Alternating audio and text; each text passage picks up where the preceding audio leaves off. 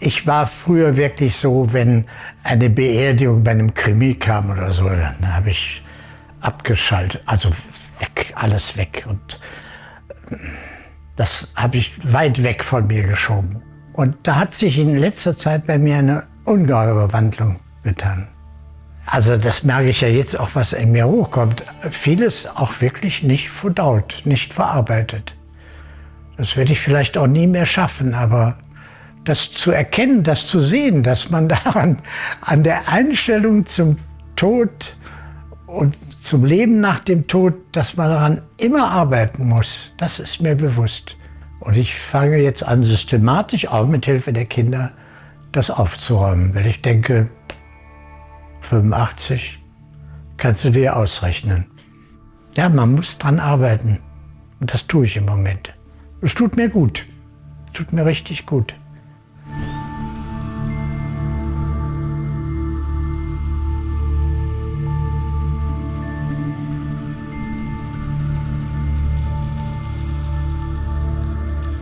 In der Nähe von Aachen liegt die Eifel und in der Nähe der Eifel liegen die Ardennen. Und wenn wir so eine Spritztour machten mit Onkel oder was mit dem Auto, dann fuhr ich durch die Ardennen und da war kein Baum mehr höher als ein Mensch, 2 Meter. Alles durch den Krieg abrasiert. Und da ist mir erklärt worden, dass es was ganz Furchtbares gab im Krieg. Also ich wusste, da mussten auch ganz viele Menschen gestorben sein. Und dann habe ich beim Spielen wirklich tote Soldaten gefunden im Wald. Tote, halb vermoderte Soldaten. Und dann haben wir gleich als Kinder, als kleine Kinder schon geguckt, wo ist das Einschussloch. Also wir waren irgendwie furchtbar aufgeklärt. Furchtbar. Was mich auch sehr beeinflusst hat, ab und zu ging ja in Aachen, Aachen war eine total zerstörte Stadt, ging eine Bombe los oder eine Granate und der Platz in der Klasse blieb dann leer. Es war eigentlich allgegenwärtig, dass es den Tod gibt und dass Krieg was Furchtbares ist. Und mein Hass auf Krieg ist, seitdem ich laufen kann. Und meine Mutter erzählte immer, dass ich in ihrem Bauch unerträglich gestrampelt habe, wenn Bomben fielen oder Sirenen kamen. Und ja, ich habe da auch lange drunter gelitten. Ich glaube, bis zu meinem Abitur, bis ich damit besser umgehen konnte. Also es hat schon viel ausgemacht.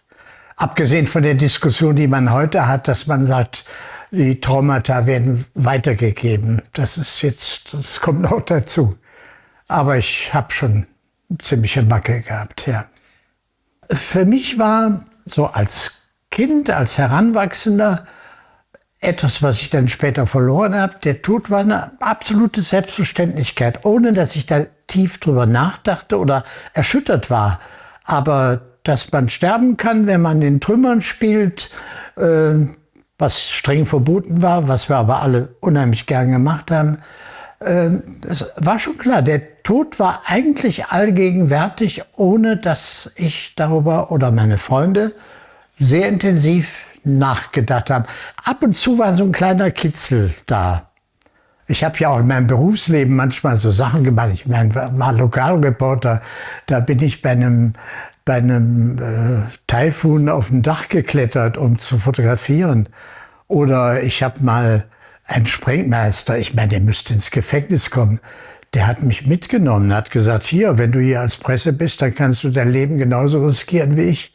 Meine damalige Frau, hätte mich schlagen können vor Wut, dass ich das gemacht habe. Ich bin mitgegangen und hatte keine Angst, weil ich denke, der weiß doch, was er macht. Merkwürdig. Also heute zitter ich, wenn ich daran denke. Im selben Alter habe ich auch einen Autounfall gehabt. Meine Frau saß hochschwanger, 14 Tage vor der Geburt, meiner Tochter im Auto und mein 3-jähriger Sohn. Und das Auto war zusammengefalten wie ein Stück Papier. Und ich habe das überlebt und habe irgendwie gedacht, bist ein bisschen unsterblich. Merkwürdig.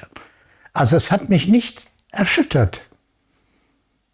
Das war ja wirklich eine massive Begegnung mit dem Tod. Gerettet hat uns nur das Auto, fing an sich zu überschlagen. Und seit 14 Tagen etwa stand da eine Ampelanlage, über die ich auch noch berichtet hatte in der Zeitung, dass da eine Ampelanlage an dieser gefährlichen Kreuzung errichtet wird. Und die hat uns aufgehalten. Aber dass wir wirklich 1 Meter vom Tod entfernt waren, da haben wir nicht drüber geredet. Wir sind ja noch so erzogen worden, ein Mann weint nicht, Indianer kennt keinen Schmerz. Es liegt auch daran, dass du, wenn du über Gefühle redest, dich in einem konventionellen Rahmen bewegen solltest. Und dann habe ich das ja nochmal erlebt, da war ich allerdings dann schon in den 70ern, dass ich nach einer Krebsoperation Kollateralschaden beinahe gestorben wäre. Eine halbe Stunde Zeit war da noch, mich zu retten. Ich feiere zwar jedes Jahr meinen 2. Geburtstag, aber es hat mich nicht so richtig erschüttert. Weil ich gedacht habe, du, da ist irgendwie, ich glaube ja nicht an Gott oder was, aber Schicksal, irgendjemand hält die Hand über dich oder du hast Glück, hast Schwein. Ich habe damals nicht so darüber nachgedacht. Ich hab gekämpft und ich lag ja wochenlang dann im Krankenhaus und ich habe gekämpft und war erstaunlicherweise, alle Ärzte und Krankenschwestern und Pfleger haben gesagt, der Mann hat gute Laune, es ist nicht zu fassen. Aber der Tod war mir dann nicht bewusst, dass es schief gehen könnte. Nicht so richtig. Das fing erst wirklich an, als ich einen Freund verloren habe, den ich wirklich heiß und innig geliebt habe. Da ist wirklich die Welt so zusammengebrochen für mich, dass ich wochenlang nicht richtig mehr funktionieren konnte. So traurig war ich. Er war stellvertretender Chefredakteur von Test, von der Stiftung Warentest. Und ich durfte dann im Auftrag der Stiftung Warentest zur Beerdigung fahren. Das war, glaube ich, die schlimmste Stunde meines Lebens damals. Allerdings hat mir eins geholfen. Ich finde diese Beerdigungsrituale, wie wir sie haben, die lehne ich ab. Die finde ich albern. Also da halte ich wirklich nicht viel von. Obwohl ich verstehe, dass Menschen solche Rituale brauchen, um es zu überleben. Und als mein Vater starb, gab es einen Pfarrer, katholischen Pfarrer, der eine Trauerrede hielt. Und meine Mutter laut, dass es jeder hörte in der Kirche, sagte zu mir, redet der eine Scheiße. Meine Mutter lebte nach dem Tod meines Vaters alleine und war wohl dann auch zusammengeklappt und wurde 2 oder 3 Tage später gefunden, also weit weg von Berlin in Aachen und ins Krankenhaus eingeliefert. Und ich hatte montags ein Seminar und 30 Leute reisten an aus ganz Deutschland. Und ich habe die Taxe bestellt, um mit meinem ganzen Gepäck und so weiter zum Seminar zu fahren und habe gedacht, ruf noch mal schnell im Krankenhaus an. Und da hat der Arzt gesagt, die ich an die Strippe kriegte, ja, ihre Mutter ist gerade gestorben. Und ich war dann der große Horst, tapfer, habe nicht geweint, habe das Seminar durchgezogen und habe nicht geschrien und nicht geweint, wie die griechischen Klageweiber, die ich also ganz toll und wichtig finde. Und das ist wirklich Jahrzehnte später mir auf die Füße gefallen. Dass ich den Tod meine Mutter ist in guter Erinnerung bei mir, aber dass ich mich mit dem Tod, mit dem Zustand des Todes nicht auseinandergesetzt habe. Das hätte mir eine Lehre sein können. Aber manchmal verschluckt man ja auch solche Impulse. Meine Kinder haben irgendwann gesagt, ich habe 4 Kinder aus zwei verschiedenen Ehen. Und die verstehen sich erstaunlicherweise so wirklich sehr gut. Die haben gesagt, so jetzt Papa, wir setzen uns mal an einen Tisch und denken mal über den Tod nach. Also so Regularien natürlich, nicht mit mir philosophieren über den Tod. Regularien, ein Testament solltest du machen und wenn du Schulden hinterlässt, dann sollen wir das Erbe nicht annehmen und Vollmachten, wie ist es, wenn du einen Schlag kriegst und so, diese Geschichten. Und da haben wir, und zum ersten Mal habe ich da völlig nüchtern drüber geredet und konnte drüber reden. Ich hatte ja 3 Herzoperationen in den letzten 2 Jahren. Und so eine neue Herzklappe kriegen, ja, das ist eine Standardoperation, aber für den, der es kriegt, ist das schon eine sehr gefährliche Sache. Ich habe keine Angst gehabt. Die saßen da sozusagen, um halbwegs Abschied zu nehmen von mir, meine Verwandten, meine Familie. Ich habe keine Angst gehabt. Das heißt also, so sehr ich den Tod immer weggedrückt habe, ich habe gedacht, das kann passieren. Und habe dann noch so eine Bucketlist gemacht und habe einer Frau, die ich sehr verehrte, geschrieben, schade, dass wir uns nie geküsst haben. Es war eigentlich eine völlig vernünftige Geschichte. Ich habe gedacht, ja, kann schiefgehen. Dann ist es so. Aber Angst, ich habe ja auch gedacht, als wenn du jemals erfährst, dass du Krebs hast, dann fängst du an zu schreien, zu toben. Als der Arzt zu mir sagte, wissen Sie, dass Sie Krebs haben? Habe ich gesagt, ja, war mir klar.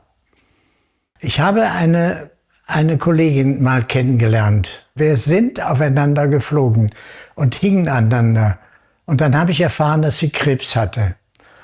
Und sie hat dann zu mir, wir haben uns dann die ganze Zeit getroffen nach allen Operationen. Und dann hat sie gesagt, Horst, ich will so lange leben, bis dass meine Kinder sich an mich erinnern können. Und dann ist sie mit 36 Jahren gestorben. Und es gibt keinen Tag, wirklich keinen Tag, an dem ich nicht an sie denke. Und ich denke, das widerspricht da eigentlich deiner Einstellung. Da hast du immer gedacht, tot, zack, alles vorbei. Ich glaube nicht, dass die im Himmel auf mich wartet und sagt, hey Horst, schön, dass du kommst. Aber es gibt keinen Tag, an dem ich nicht voller Trauer und auch voller Freude, sie kennengelernt zu haben, an sie denke. Das hat mir den Fingerzeig gegeben, Horst, du musst deine Einstellung zum Tod ändern. Im Grunde genommen will ich weiterleben, im Gedächtnis. Das ist, also wenn ich ehrlich bin, das ist mein Ziel.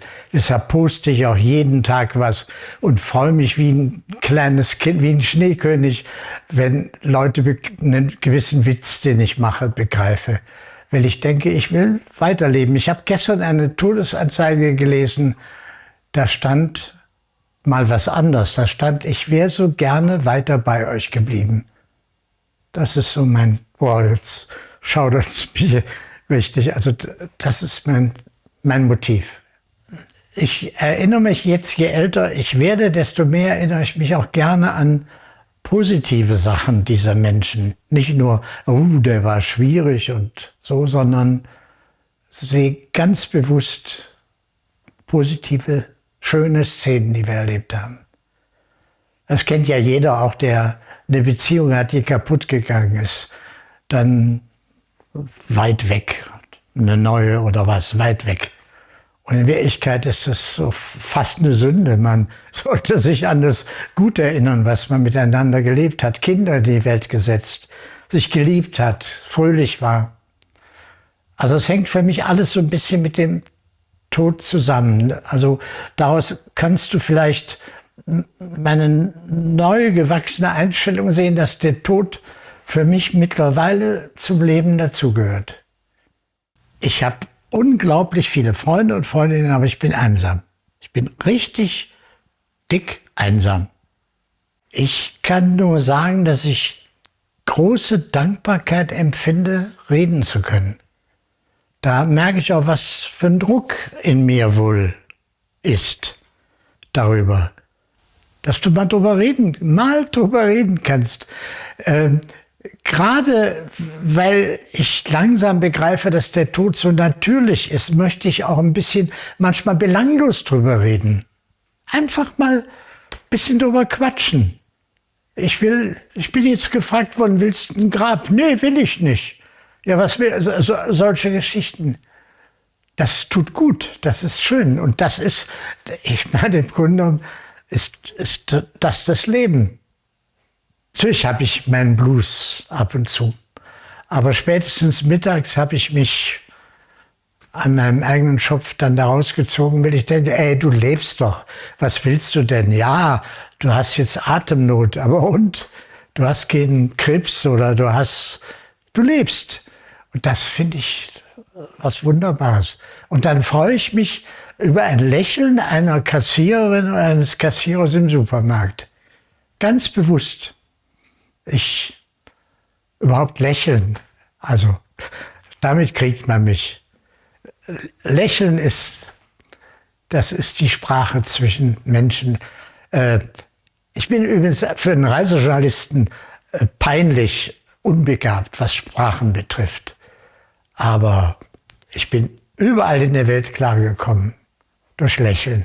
Ich lächle, sie lächelt, er lächelt und wir wissen, ey, toll. Also das ist unheimlich wichtig. Ich hätte schon gerne, dass ein Mensch mir noch nahe kommt, auch körperlich, mich umarmt, küsst, streichelt. Weiß ich was. Das ist eine große Sehnsucht in mir. Einer meiner Söhne hat mal zu mir gesagt, Papa, wir haben ein Problem. Da war er 16. Ich sage, ja, was denn? Ja, wir haben ein gemeinsames Problem. Wir verlieben uns immer zu schnell. Das heißt, ich habe auch immer eine sehr kurze Zündschnur gehabt. Ich glaube, nicht einmal mit einem Menschen geschlafen, ohne verliebt gewesen zu sein. So One-Night-Stand kannte ich gar nicht. Ich bin eigentlich immer verliebt. Ich bin immerhin 3 Menschen gleichzeitig verliebt. Und das würde ich gerne mal an einem Menschen festmachen, noch friedlich. Genieße das Leben. Das ist eigentlich das Leben zu genießen, egal wie es ist, wirklich zu genießen, zuzugreifen, auch mal herzlich zu sein, mal Leuten zu helfen. Also das ganze Leben und nicht immer zu jammern. Das ist eigentlich das, was mich am Leben hält.